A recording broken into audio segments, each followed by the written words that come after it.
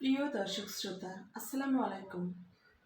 বিজয়ের মাস, তাই আজকে আমি একটি স্বরচিত বিজয়ের কবিতা আবৃত্তি করার চেষ্টা করছি। আশা করি সবাই আমাকে ক্ষমা সুন্দর দৃষ্টিতে দেখবেন। আমার কবিতার নাম একটি বিজয়ের গল্প।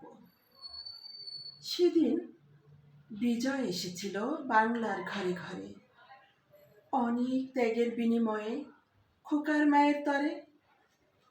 খোকা তাহার যুদ্ধে গেল, বয়স যখন 21, খোকারে বিদায় দিয়ে মা হয়েছিল বেহুশ।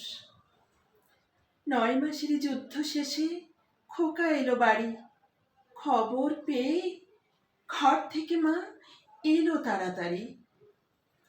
বাড়ি ফিরে দেখলো বাবা ভিড় জমেছে খুব,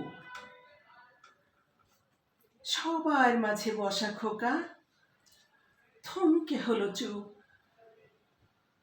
শত্রুর গুলি খেয়ে খোকা হারালো এক পা। পাশে বউ, অশ্রু সজল চোখ, আর কাঁদছে পাশে মা।